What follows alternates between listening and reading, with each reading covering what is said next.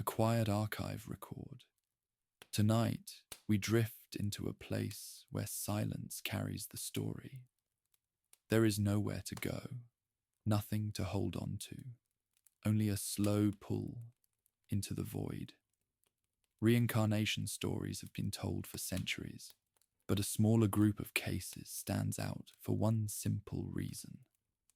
They come with details that can be checked.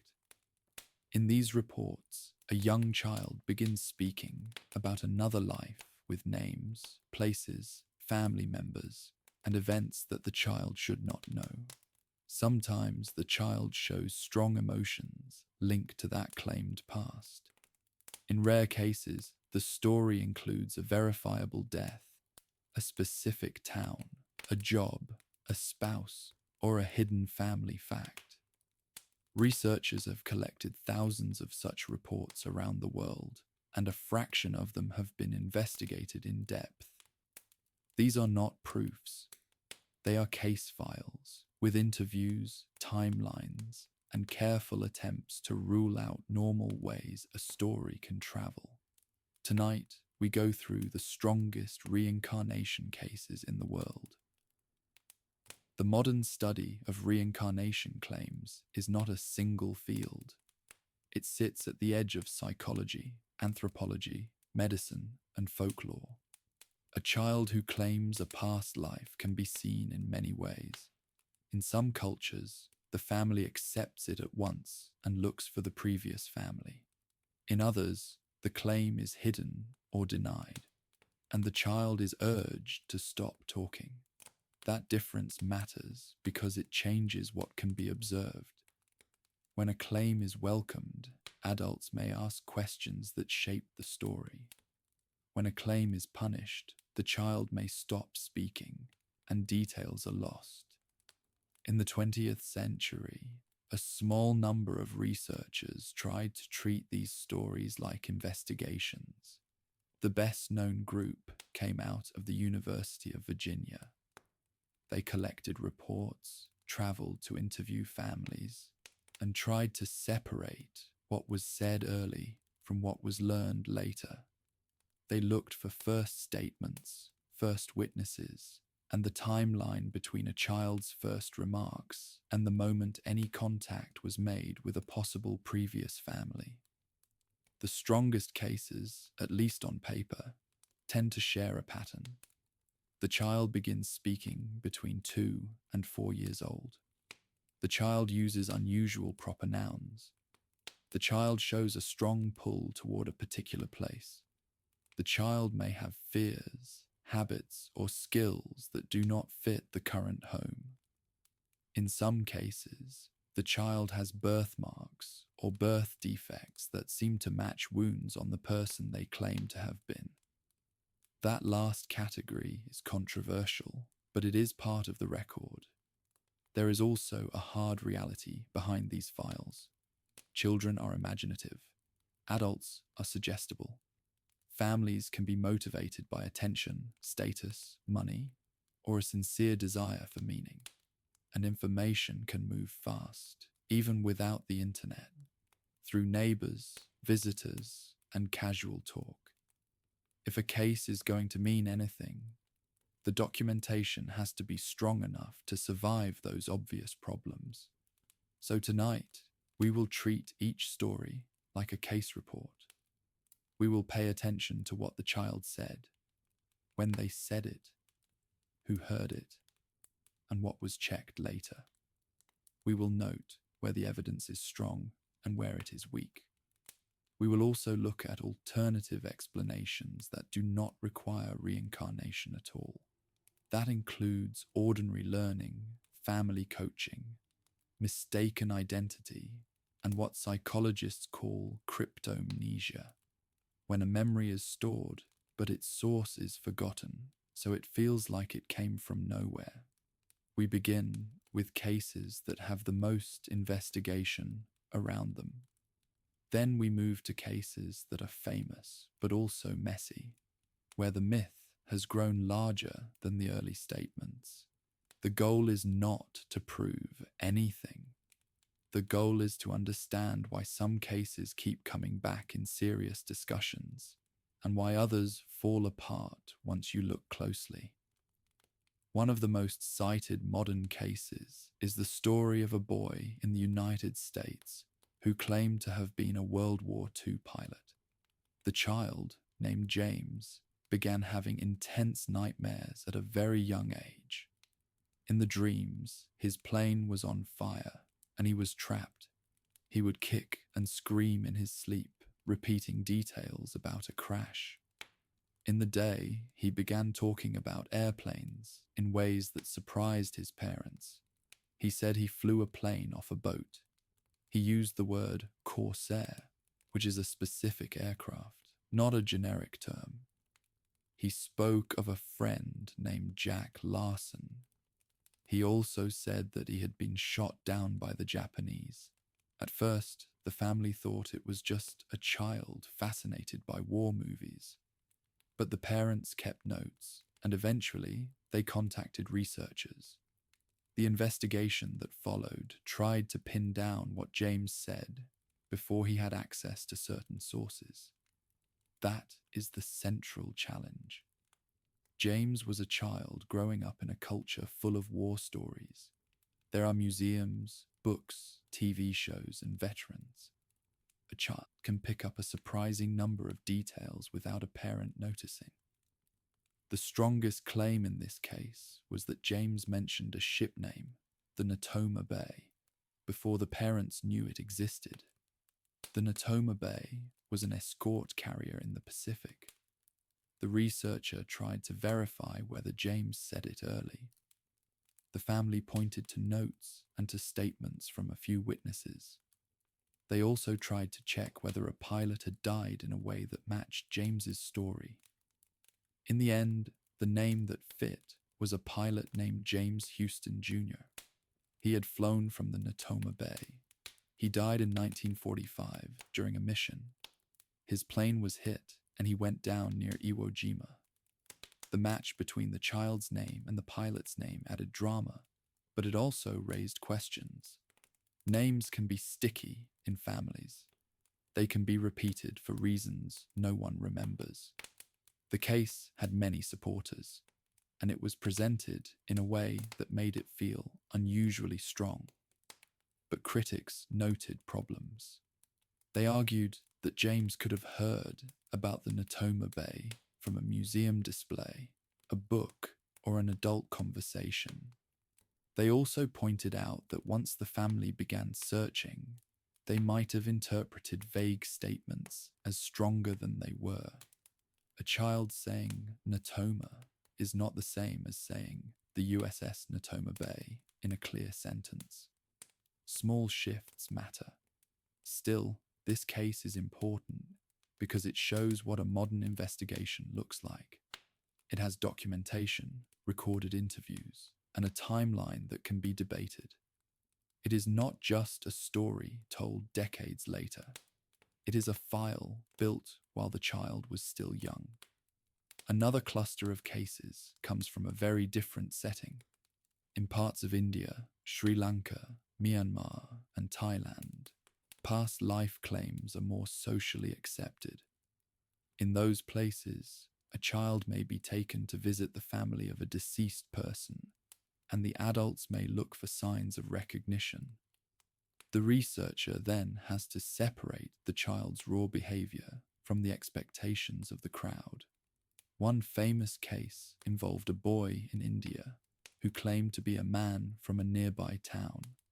The boy gave the man's name, described his house, and spoke about his wife. He also described a dispute over money and a violent death. Investigators interviewed the boy and his family, then traveled to the town to see if the details matched any recent death. In some versions of the story, the match was striking. The deceased man had a wife with the name the child gave. The house layout fit the child's description. The dispute over money resembled a real disagreement in the family. The boy reportedly recognized relatives he had never met and pointed out personal objects. But these cases are also vulnerable to a known issue. In a small region, everyone knows everyone. News travels quickly. If a child starts making unusual statements, the community can begin matching the story to a known death. Once that match is suggested, the child can be steered toward it by questions, praise, and repeated visits. The researchers tried to guard against that by focusing on early statements made before any contact. They would ask the parents to repeat the first words the child used. They would ask neighbors when they first heard it. They would check whether the supposed previous family lived close enough for gossip to leak. Even with those controls, the record is often incomplete. Parents do not record the first sentence. They remember it later. Witnesses give accounts that fit the shape of the story that became famous. This is why case quality varies.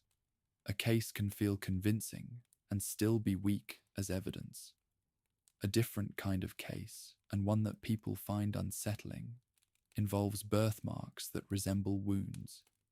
Researchers documented children who claimed a past life and also had a birthmark or defect in a location that matched a fatal wound of the deceased person the child claimed to be. The strongest of these files include medical records for the deceased person, like an autopsy report or hospital notes, and a clear description of the child's marks, sometimes with photographs.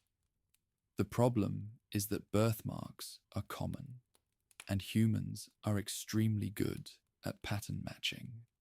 If you look for a match, you will often find one. The question is whether the match is specific enough to be meaningful. One often cited case is from Sri Lanka, where a child claimed to be a soldier or a man who died violently.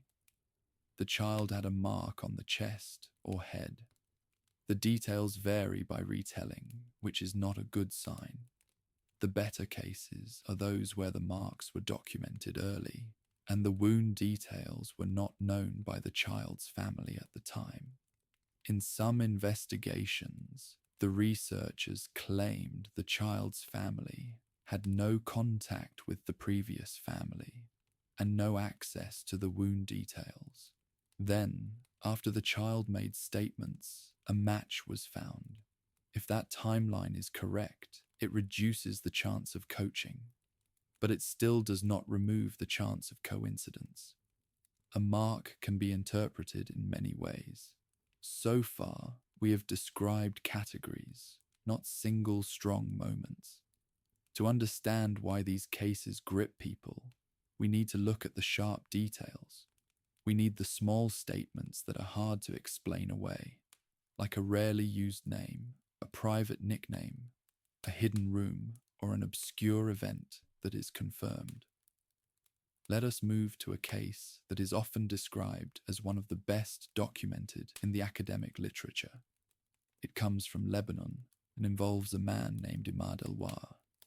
As a child, Imad began speaking about being someone else. He gave a name and spoke about events in a different village. He reportedly said he was a man who had been shot. He also spoke about a family with specific relationships. When investigators followed the trail, they found a deceased man named Ibrahim. The villagers said Ibrahim had been killed in a way that matched the child's statements. The child was taken to the village, and the reports say he recognized people, pointed out locations, and gave details that seemed to fit. This is one of the cases where the researchers tried to count statements. They would list each claim the child made, then mark whether it was correct, incorrect, or uncertain. This approach is better than a simple narrative because it forces the case into a table of claims, but it has its own problem. A claim can be vague, like, "I had a brother," which is likely to be true in almost any family. A strong claim is something like, "My brother's name was X, and he lost his leg in a car accident," which is much harder to guess. In the Imad Elwar file, supporters claim there were many correct statements, including a secret about a hidden weapon and a private event involving a neighbor. Critics argue that the situation was not controlled. By the time the child visited the village, many people already knew the story. The child's behavior could have been guided by the reactions of the crowd. This leads to a deeper issue. In most reincarnation cases, the moment of confirmation happens in a public setting. A child is brought to a place, surrounded by eager adults, and asked to identify things. If the child points to the right person, it becomes a miracle. If the child hesitates or points wrong, it is forgotten. Human memory does not record these events like a camera. It records a story. To reduce that problem, some investigators tried to do controlled tests, like lineups. They would place the supposed previous family members in a group with unrelated people and see if the child identified them without cues. In practice, this was hard to do, and many families refused. The cases that include any kind of blinded test are rare. Now consider a case that became famous through television and popular books. A young boy named Ryan in the United States began describing a life as a Hollywood agent or actor from an earlier era. He claimed he lived in Los Angeles, had connections to famous people, and remembered specific details about old film studios. The child's mother, curious and alarmed, began researching names and locations. This case is a clear example of how information can move after the initial claim. Once a parent starts searching online, they can find a huge amount of material. That research can then feed back into the child's story, even if the parent is trying not to lead. The child sees photos, hears names, and the brain blends it into the feeling of memory. Supporters of the Ryan case argue that he named obscure details that were later confirmed, like a street name, a dance partner, or a particular building. Critics argue that many of the hits came after the mother was deep into research, and that the child's statements were shaped over time by the search process. In other words, the investigation itself may have built the story. This is one of the reasons serious researchers focus on early statements. A strong case is one where the child's first remarks contain multiple, correct, specific details before any research, before any contact, and before any fame. So what are the strongest cases, if we take strongest to mean hardest to explain by normal means? We can define a few criteria. First, the case should begin early, ideally before the child has much exposure to the relevant information. Second, the case should include multiple specific, verifiable statements, not just general impressions. Third, the timeline should show that the statements were made before any contact with the previous family or any known source of the information. Fourth, the case should be investigated by someone who records interviews, notes, dates, and names, not just by a storyteller. Fifth, the case should include some negative statements too. If every claim is right, that can be a red flag because real memory is messy. The presence of a few wrong details can suggest the story was not perfectly coached. With those criteria, the strongest cases often come from the same set of published investigations, many associated with the University of Virginia group and their fieldwork in Asia and the Middle East. One well-known case comes from a Druze community. where reincarnation belief is common. A boy allegedly recalled a past life where he was murdered. He led adults to a place, described the killing, and accused a man in the community. The story says the boy knew where a weapon was hidden and where the body was buried. This case is often told as if it were a solved crime, but the documentation is unclear. Some versions claim the body was found exactly where the boy said. Other versions say the body was already known. The identity of the alleged murderer is sometimes named, sometimes not. The more a story resembles a legend, the more careful we have to be. Still, the reason this type of story is repeated is obvious. It suggests something beyond memory. It suggests a transfer of knowledge that could affect the living, not just the inner life of a child. A more grounded and better documented set of cases involves children who claim to remember a previous family and who show a strong desire to return to that family. In these cases, the child may run away toward a town they have never visited. They may insist on wearing certain clothes. They may reject the food of their current home and ask for dishes from the other region. These behaviors could be explained by temperament, by family dynamics, or by a child's need for attention. But when combined with verifiable statements, they become harder to dismiss. In some cases, the child recognizes the previous family's house and names relatives. The strongest moments are when the child uses a private nickname or mentions a secret that is not known outside the family. For example, a child might say, "I hid money under the third floorboard," and the family finds it. Those are the moments that would matter most, but they are also the moments most vulnerable to exaggeration. So we have to ask, how often does that truly happen? And how often is it a story built after the fact? To answer that, we can look at how researchers documented statement counts. In a typical strong case file, a child might make 20 to 60 statements. Of those, perhaps half are judged correct, a small number incorrect, and the rest uncertain. That pattern is more believable than perfection. Consider another published case from Thailand, where a boy claimed to have been a teacher who died in a motorcycle accident. The boy gave the teacher's name, described the accident scene, and spoke of a specific scar. When the previous family was found, some details matched.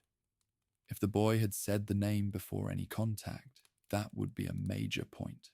But again, the timeline is the key. In many villages, names of the dead are known widely. A child could hear it without anyone remembering the moment. In the strongest files, the investigator arrives early and records the child's statements before any search. That is the gold standard. But it is rare. Now, to make this episode useful, we should go case by case through a short list of the best known, most cited investigations, while being honest about what is actually documented. We will start with cases with published reports, then move to cases popularized by media. Case 1 is the James Leininger case, the World War II pilot story. The first thing to note is that James's nightmares began at an unusually young age, around the age when many children have night terrors. Night terrors can include screaming, thrashing, and repeated phrases. They can be triggered by stress, sleep schedule, and normal development, but the content of James's nightmares was specific. He described a plane crash, being trapped, and burning. He also described being shot down by Japanese planes. If these were true memories, they would be terrifying. if they were learned stories, they could still produce fear in a sensitive child. The parents reported that James was unusually interested in airplanes. He could identify models. He drew detailed images. He knew terms like drop tank and Corsair. The question is where he got these terms. The family had visited a museum, and James had seen a display about aircraft carriers. A museum is a dense source of information. A child can hear one phrase and repeat it later, and the parent may not connect it to the earlier visit. The investigators tried to trace James's knowledge back to sources. They also interviewed family members. Supporters argue that James's statements came before certain sources were available to him. Critics argue the opposite. The most striking claim was that James said he flew off the Natoma Bay. The name is unusual. If he truly said it clearly and early, it is hard to wave away. But again, how clearly did he say it? And how early? The second striking claim was the friend name Jack Larson. Investigators found a pilot named Jack Larson, slightly different spelling, who served in the same unit. Spelling differences can happen with child speech. They can also happen when adults later interpret a child's sounds. When the family eventually contacted the Houston family, the story became emotionally powerful. The mother of the deceased pilot heard the child's claims and felt something. These moments are meaningful to families, but they are not evidence. They can also reinforce the story, making the child more confident and the adults more invested. So where does that leave the case? As evidence for reincarnation, it is debated. As a case study in how memory, family, and research can build a narrative, it is valuable. Case 2 is a cluster of cases from India, documented by Ian Stevenson and later by Jim Tucker. Stevenson was a psychiatrist who became known for his fieldwork on reincarnation claims. He traveled to many countries, interviewed families, and published reports. His methods included interviewing the child and family separately, recording statements, and checking whether the details matched a deceased person. Critics argue that his controls were not strong enough, and that cultural belief in reincarnation created a strong incentive for families to interpret normal childhood fantasy as a sign. Supporters argue that Stevenson was careful, skeptical, and that many cases included specific statements that were hard to explain by normal means. One of Stevenson's best-known cases involves a boy named Swanlata Mishra in India. She began speaking about a previous life as a woman in another town. She gave names, described family members, and remembered songs and dances. When she met the supposed previous family, she recognized people and performed a dance that the previous person was known for. This case is often cited because the child was a girl, claiming a past life as a woman, and because the details were rich. The file includes many statements, but it also illustrates the risk of information flow. Once a claim is known, people can travel between towns and share stories. Families can be connected through social networks, even if they do not think of it as contact. Still, Swanlata's case is often considered stronger than average because of the number of specific statements and the apparent recognition behavior. Another often cited case from India is that of Shanti Devi, a girl who claimed to remember being a woman named Lugdi Devi, who died in childbirth. Shanti Devi gave details about her husband's name, their home in Mathura, and the circumstances of her death. A commission investigated the case in the 1930s. Shanti Devi was taken to Mathura and reportedly recognized the husband and the home. This case became famous in India and is often repeated as a classic. But because it is older, the documentation is not as strong as modern cases. It is also heavily shaped by cultural belief. Case 3 involves a child in Turkey named Iqbal, who claimed to be a woman who died in a nearby village. The child made statements about the woman's family, house, and possessions. Investigators reported that many statements were correct. Again, the quality depends on the timeline. Did the child speak before the families were connected or after? Case 4, one of the better-known birthmark cases, involves a boy in India named Mahendra, who had birthmarks on the chest that Stevenson argued matched bullet wounds on the deceased man the boy claimed to be. In that case, the deceased man's medical records and the child's birthmarks were compared. If the records are accurate and the match is specific, it is provocative. But there is a general problem with these comparisons. Wounds can be described in many ways, and birthmarks can be interpreted broadly. A convincing match can be created by flexible language. Still, the birthmark cases are among the few that bring in physical data, not just speech. Now we shift to cases where the child did not just speak, but also showed strong emotional and behavioral patterns that fit the claimed death. In some case files, children have phobias that match the mode of death. A child who claims to have drowned may fear water. A child who claims to have died in a fire may fear flames. Phobias can form for many normal reasons. A child may have had a frightening moment near water that the parents do not remember. The child may have seen a movie scene, or the fear may be partly inherited temperament.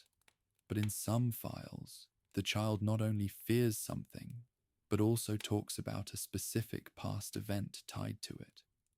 For example, a child might say, "I died when the boat flipped," and then refuse to enter a river. This combination is still not proof, but it is part of why the cases feel coherent. At this point, we should address the biggest alternative explanation: coaching and social reinforcement. In cultures where reincarnation is believed, a child who says, "I was someone else," may be praised. Adults may ask, "Who were you and what was your name?" Each question pushes the child to produce a story. If the child gives a detail that seems to fit a known dead person, the adults react strongly. That reaction teaches the child what kind of answers are rewarded. This does not require fraud. It can happen in honest families without them noticing the shaping effect. In the United States, the shaping can happen through a different path. A parent who is alarmed may start researching. The parent may show the child photos. The child may begin to recognize faces, not because of past life memory, but because of repeated exposure. The parent may also ask leading questions without meaning to. So a strong modern case would need safeguards against both cultural shaping and parental research shaping. This is why researchers prize early documentation and independent witnesses. Now let us look at the cases that, even under skeptical review, keep their reputation for being unusually strong. One is the case of a boy in Sri Lanka named Nirmal, who claimed to be a monk or a man with a particular life.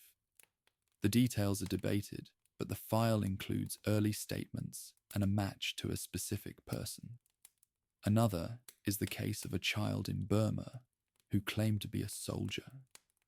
In some files, the child gave a name and regiment. But again, the strongest details are often hard to verify. The truth is that many of the most famous stories are famous because they are dramatic, not because they are well documented. So perhaps the strongest reincarnation cases are not the ones that sound like legends, but the ones that are boring in a way. They are simple, with a child saying a handful of specific facts that match a deceased person in a different village, with a clean timeline and limited contact. Those are the cases that make researchers pause. In the next section, we will build a short list of case elements that appear again and again in the best reports, and then we will walk through several representative case files in more detail. First, the child often uses a proper name early. Names are important because they are easy to verify and hard to guess. Second, the child often mentions a specific relationship, like my brother named X. Third, the child often shows a pull toward a place, like insisting on visiting a town. Fourth, the child sometimes shows a skill or habit, like speaking a dialect or using a tool in a familiar way. Fifth, the child sometimes shows a clear emotional reaction to the previous family, like calling a woman my wife or refusing to leave a house. These behaviors can still be shaped by the situation, but when they appear early and strongly, they are part of the record. Now we return to a classic case, Shanti Devi. Shanti Devi began speaking about being a woman named Lugdi Devi from Mathura. She described her husband, her home, and her death during childbirth. Her family lived in Delhi, and the supposed previous life was in Mathura, about 90 miles away. A teacher reportedly heard Shanti's claims and became curious. Eventually, letters were exchanged with a man in Mathura whose wife had died in childbirth and whose wife's name matched the child's claim. A commission was formed to investigate. Shanti was taken to Mathura. She reportedly recognized the husband and other family members. She also reportedly pointed out a hidden place in the house where Lugdi had kept money. Supporters see this as a strong hit. Critics point out that by the time Shanti visited Mathura, the story was already known, and there were many opportunities for information to pass. Still, the case has persisted for nearly a century. Now consider the case of Swanlata Mishra again. Swanlata began speaking about being a woman named Bia Pathak from a town called Katni. She gave details about Bia's family, including the names of relatives. When the families met, Swanlata reportedly recognized people and knew private details. In some reports, she also knew a song or dance that Bia had performed.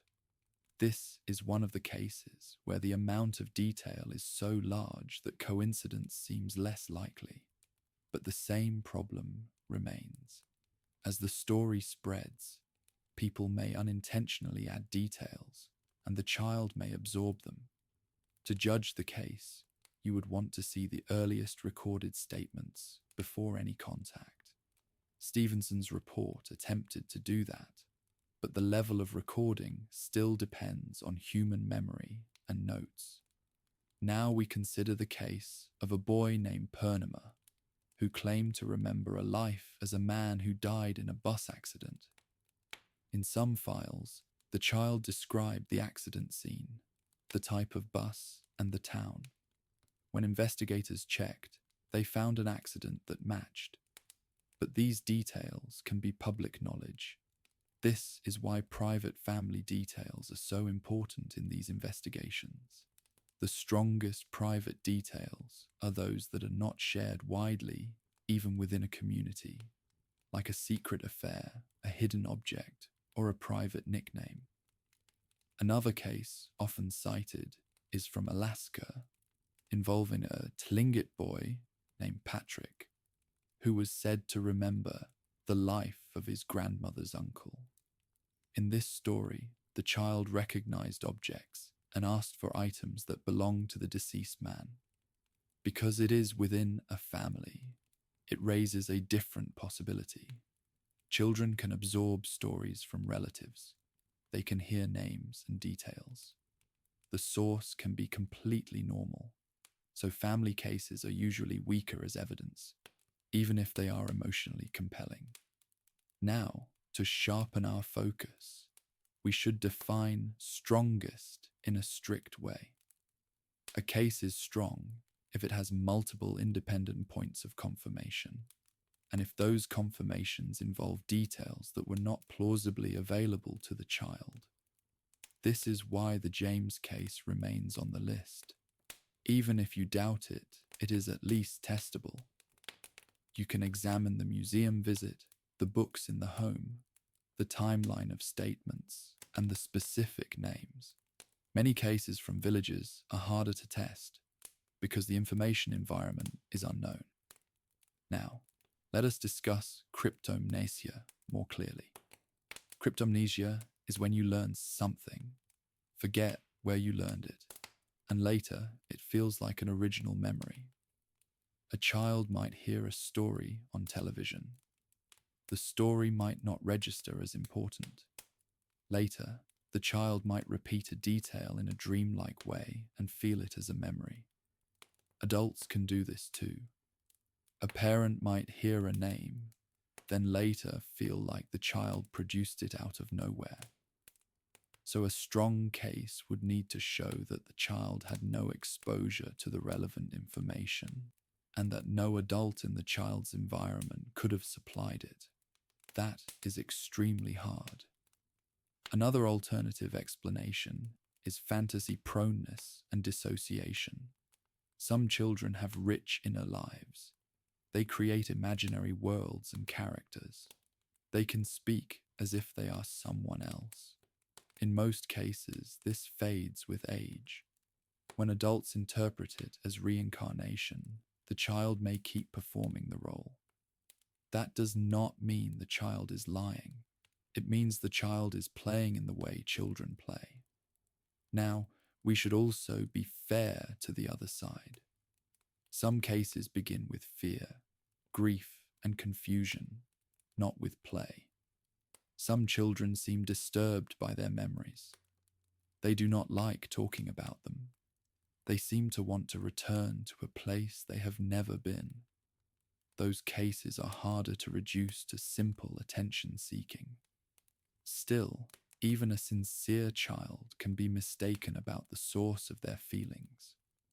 Now we move to a more detailed walkthrough of representative cases. First, James Leininger. We will list the key claims. 1. He had nightmares about a plane crash. 2. He said his plane was shot down by Japanese. 3. He said he flew off a boat. 4. He used the term corsair. 5. He said the name Natoma. 6. He mentioned a friend named Jack Larson. 7.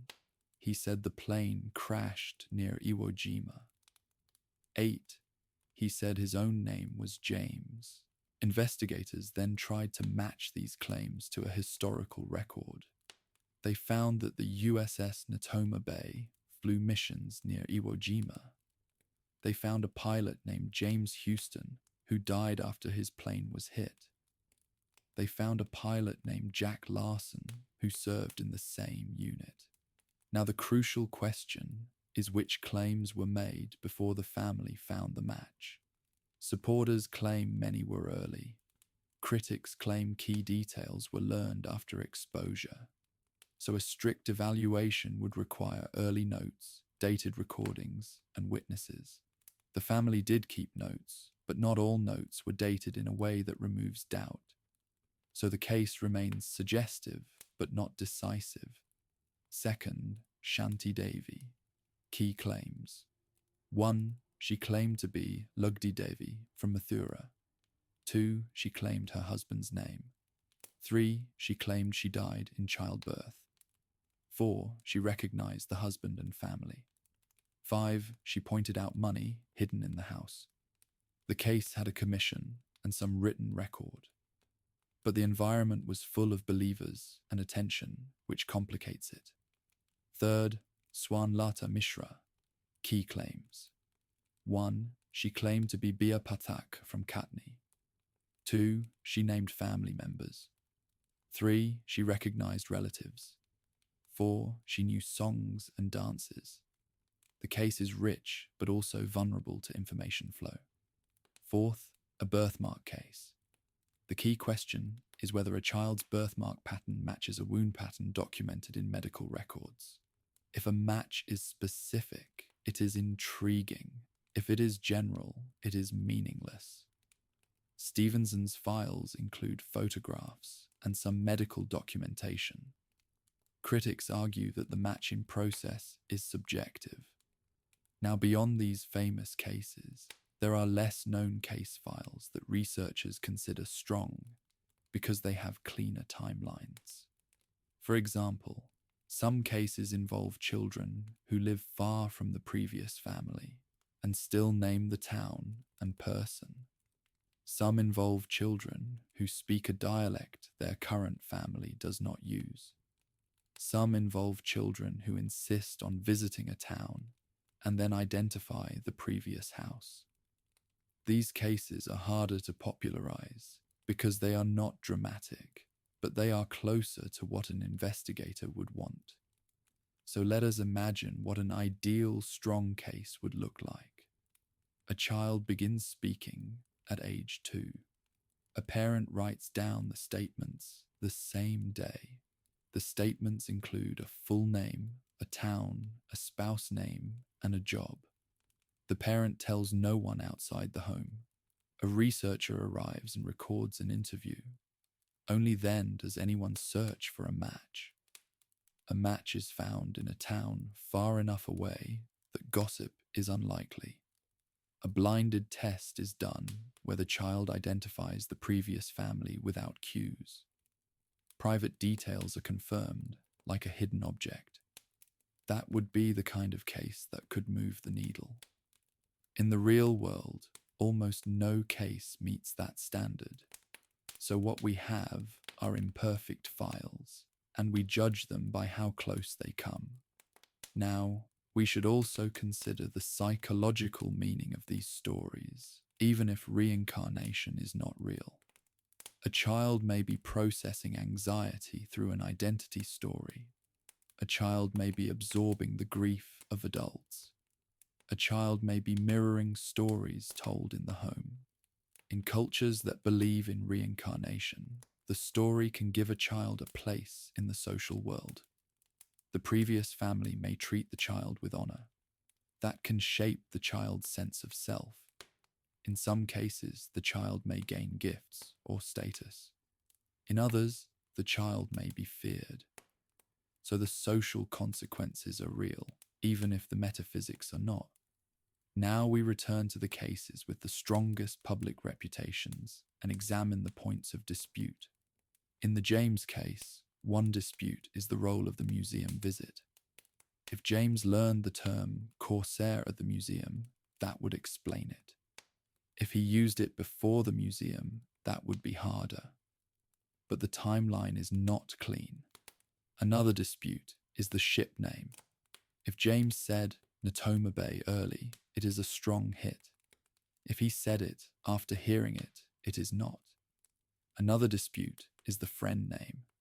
Jack Larson is a known pilot name, but it could be a coincidence, or it could be learned. So even in a modern case, certainty is hard. In the Shanti Devi case, the dispute is the level of information flow before the visit to Mathura. If Shanti was exposed to the husband's name before the visit, the case weakens. If she was not, it strengthens. But again, the record is old. In the Swan Lata case, the dispute is the network between the towns. If there were links between families, the case weakens. If there were none, it strengthens. Now, rather than repeating the same caution, let us look at the specific types of details that show up in strong reports. One type is the child's use of a rare place name. For example, a child might insist on going to a town with an unusual name, and the family has never heard of it. If the town exists and is later matched to a deceased person, it becomes a strong point. Another type is the child's use of a personal nickname. Nicknames are often private. If a child uses one correctly, it is hard to explain. Another type is the child's knowledge of a private event. For example, a fight in the family that is kept secret. If a child repeats it, it is a strong point. But these are also the kinds of details most likely to be exaggerated in retelling. So again, documentation matters. At this point, we should also consider a skeptical view that does not deny the strange parts but frames them differently. One idea is that these cases are examples of social contagion. A story begins with a child saying something odd. Adults interpret it as reincarnation. The story spreads. More details are added. The child begins to perform the role. Over time, the story hardens into a case file. This can happen without conscious fraud. It can happen because people love stories. Another idea is that these cases involve mistaken identity, where a child is matched to the wrong deceased person. In some villages, there may be several deaths that could fit. Adults pick the one that matches best. The child then learns that identity, so the story becomes self-confirming. Another idea is that these cases involve normal childhood memory mixed with fantasy. A child hears a story about a death. The child dreams about it. The child repeats it. Adults react. The child builds on it. Now, is there any case that truly resists these explanations? The answer depends on what you accept as resistant. If you require perfect documentation, the answer is no. If you allow for imperfect documentation and look for clusters of correct, specific details, then some cases stand out. But even then, the best you can say is that they are unusual. They are not proof. Now, to keep the episode grounded, we can also look at what researchers themselves concluded. Some researchers, like Stevenson, lean toward reincarnation as the best explanation for some cases. Others remain agnostic. Many psychologists dismiss the entire topic because of weak controls. But the fact that some cases were investigated seriously at all is part of why they remain in discussion. Now, we will spend the final part of this episode doing a clean run-through of a few cases, focusing on what is actually claimed, what is actually checked, and what remains uncertain. We start with James, then Shanti, then Swanlata, then a birthmark case, then one or two lesser-known cases that have cleaner timelines. As we do this, keep in mind that the phrase strongest is a relative term. It means strongest in a collection where most cases are weak. Now, James. The child begins talking. The parents listen. The child repeats names. The parents write notes. The parents begin a search. The search finds a match. At that moment, the story becomes anchored. The child now has a target identity. From then on, everything the child says will be interpreted through that identity. So the only statements that matter most are the earliest ones. Supporters point to those. Critics question them. That is why this case will never be settled, but it remains a modern example of the phenomenon. Now, Shanti. The child begins talking. The family is startled. A teacher hears it. Letters are exchanged. A commission forms. The child is taken to Mathura. The child meets the family. The story becomes a national legend. That arc is powerful, but the evidence is mixed. Now Swanlata. The child gives names. The family checks. The families meet. The child recognizes. The story is written down. Again, powerful. Again, vulnerable to information flow. Now, the birthmark cases. Here, the evidence includes photographs, but the interpretation is subjective, so the debate continues. At the edge of all of this is a human question. Why do these cases matter to people? For some, they suggest survival after death. For others, they suggest a deep mystery in memory. For others, they are a warning about how stories spread. Tonight, we had tried to treat them with respect without pretending they are solved. We have looked at what is claimed. We have looked at what is checked. We have looked at what is uncertain. And we have tried to hold the cases in the mind without grabbing onto them too tightly. There are also cases outside the child pattern that people often bring up when they talk about reincarnation. They are not the strongest in the strict sense because they rely more on adult memory, hypnosis, or later storytelling, but they shape the public imagination. One of the most famous is the Bridie Murphy story from the 1950s. In that case, a woman in the United States was hypnotized and began speaking as if she were an Irish woman from the 19th century. The sessions were recorded and became a media event. Supporters treated it as a doorway into past life memory. Critics pointed out how easily hypnosis can create confident but false narratives. Hypnosis can increase imagination and reduce self-censorship. It can also increase the tendency to accept suggestions, even subtle ones. A person can produce a detailed story that feels real without it being connected to any actual past event. The Bridie Murphy case also shows another feature of these topics. Once a story is on radio or in newspapers, it becomes part of the culture. It can influence later reports. It can give people a template for what a past life claim should sound like. Another often cited case is Dorothy Eady, also known as Siti. She was a British woman who moved to Egypt and claimed memories of ancient Egypt, including a past life as a temple priestess. Dorothy Eady did have a deep knowledge of Egyptology, and she worked with archaeologists. Supporters argue that some of her knowledge was too specific to have been learned. Critics argue that she spent years reading and living among scholars, and that her identity story may have been a way to give meaning to her life and her fascination. What makes her case unusual is not that it fits strict investigative standards, but that it became an entire life narrative, not a short childhood phase.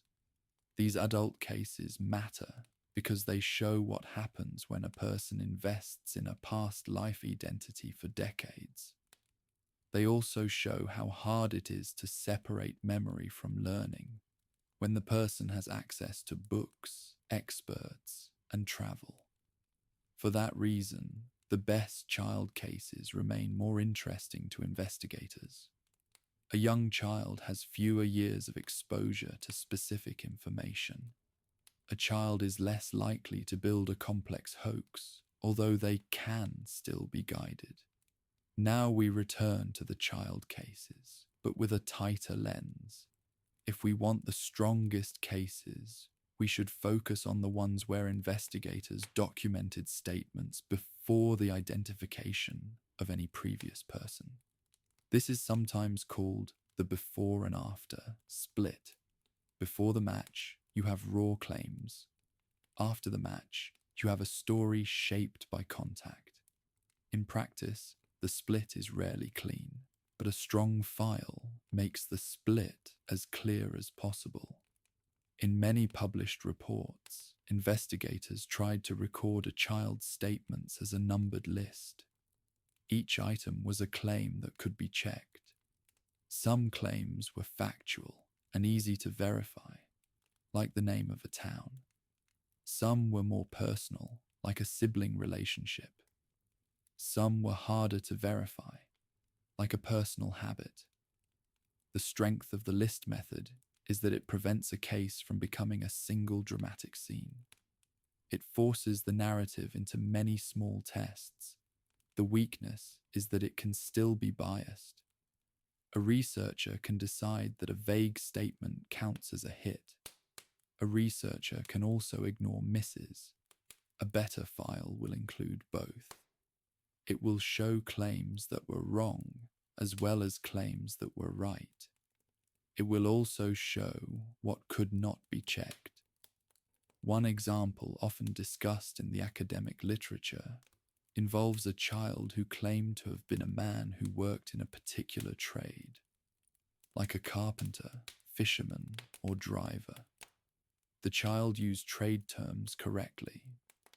The child also had preferences that fit, like the way the man drank tea or the way he wore cloth. These are weak claims by themselves, because a child can pick up many details by observation. But when combined with proper names and verified locations, they become part of a larger pattern. A separate and controversial group of reports involves xenoglossy, the claim that a person speaks a language they never learned. This is often portrayed as strong evidence for reincarnation.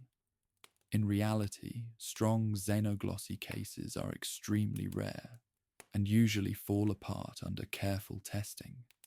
In many famous xenoglossy stories, the person produced a few words or phrases, not fluent speech. A person can learn a few phrases from media without remembering the source. The cases that are closer to a real test are those where a person can carry on a conversation in a language they should not know, and where their speech shows correct grammar and vocabulary beyond common phrases. Even then, hidden exposure is a real risk. A person may have heard the language in childhood, in a neighborhood, or through family contact. Because of that, xenoglossy is not often the center of the best reincarnation case files. It is more often a headline. When researchers have tried to describe what makes a case strong, they often point to a set of practical checks. They check whether the child's family had any connection to the alleged previous family. They check whether anyone in the child's environment could have known the facts.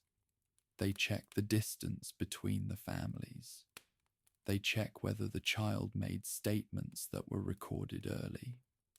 They check whether the child had access to books, TV, or visitors who could supply the information. They also check for motives. If a family gains money, attention, or status from the claim, it increases the chance of shaping. If a family is embarrassed by the claim and tries to hide it, the case can sometimes be cleaner. That does not make it true, but it reduces one source of bias. Now consider the way a child might produce a name. A skeptic might say the child heard it in passing. A believer might say it is a memory. Both are possible. But if a child produces not one name, but a cluster of names linked to one family, and those names are not common, the coincidence becomes less likely. This is why multi-point matches are important. A single hit can always be explained away. 5 or 10 specific hits made early is harder. Now let us talk about the strongest case feature that is mentioned in the files: the claim of a private secret.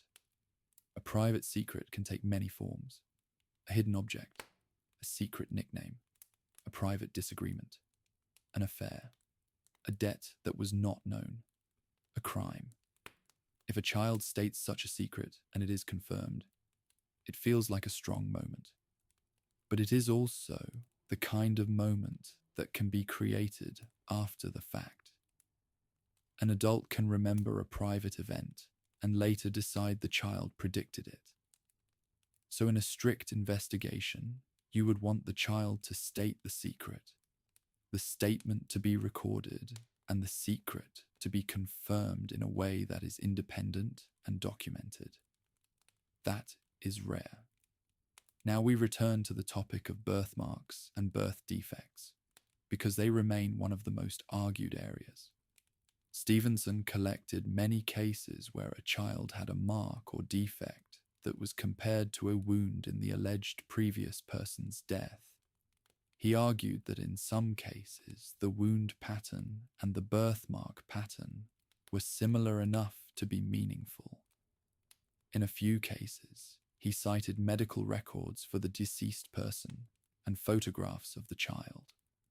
Critics point out that a wound can be described with flexible language. A bullet entry and exit can be located in a general region. A birthmark can be irregular. A match can be argued into existence. Still, when the documentation includes an autopsy report that lists wound locations, and when the child's marks are photographed early, it becomes an unusual type of data. Even if you think it is coincidence, it is a different category than a memory claim. Some researchers also discussed the idea that a child's fears and habits might connect to the manner of death. A child who claims to have died by drowning may fear water. A child who claims to have died in a fire may fear flames. A child who claims to have died in a car crash may fear cars. These are common fears in childhood, so they are weak evidence alone. But when combined with statements and a match, they can feel more structured. Now, a careful, skeptical view would say that once a child is told a story about a past death, the child can develop a fear. That is a normal effect of suggestion. So again, early timing matters. The strongest versions of these cases would show that the fear appeared before any matching process. Now we should look at why the best case files keep coming from the same small group of investigators. It is not necessarily because they found the best cases. It is also because they were the ones who looked. Most past life claims are never recorded in a serious way. They are family stories. They vanish. So the published literature is shaped by what was collected. That introduces a selection effect. The cases we know are the ones that were interesting enough to report. This matters because it can inflate how strong the phenomenon seems. If you only look at the best cases, you may believe the phenomenon is common. But in reality, you might be looking at the top 1% of a huge pool of vague stories. Now, if we try to name a short list of cases, often called the strongest in the academic discussions, the list would include several from India and Sri Lanka, a few from Lebanon and Turkey, and a few from Thailand and Myanmar. The details vary, but some cases share an interesting feature. The child expresses a desire to return to the previous family. They may cry for them, call for them, and reject the current family. In some files, this causes real conflict. The current family may feel rejected. The previous family may feel guilty. The child is caught in between. In some communities, the child may even be formally adopted by the previous family. That is a major life change. It also increases the incentive for adults to interpret the child's behavior as true memory. So again, the social context is a constant pressure. Now, to keep this episode concrete, we will describe a few representative case patterns that are repeatedly cited as strong. Pattern 1 is the early name and location. A child says a full name and a town. The town is real.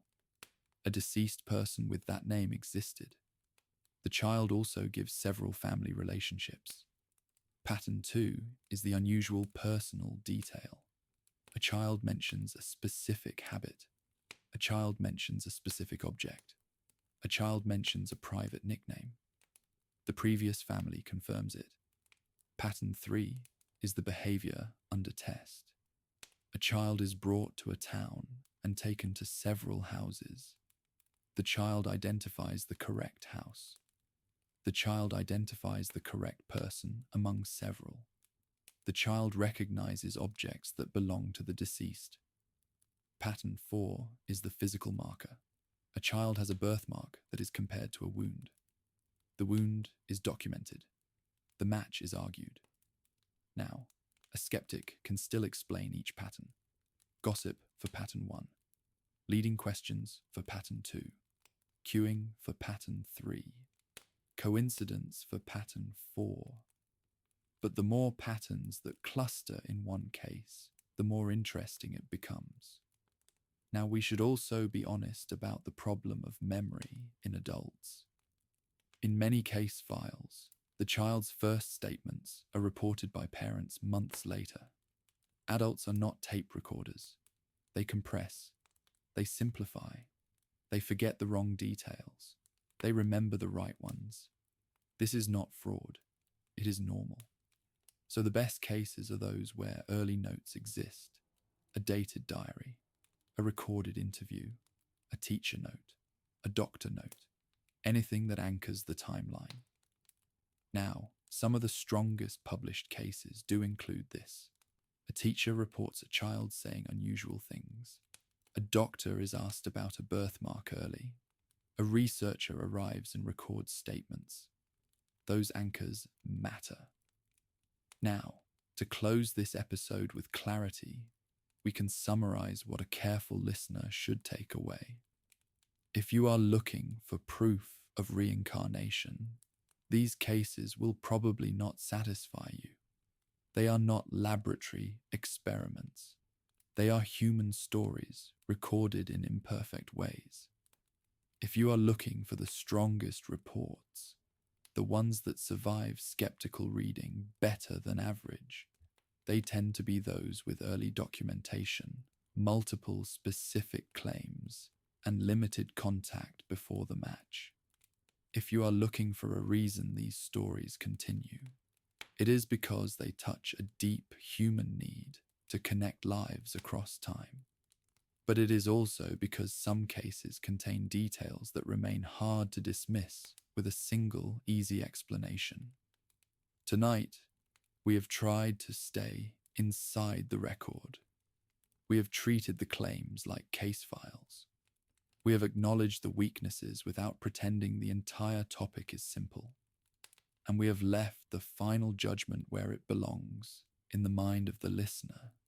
This was a quiet archive story, where the story ends, sleep begins,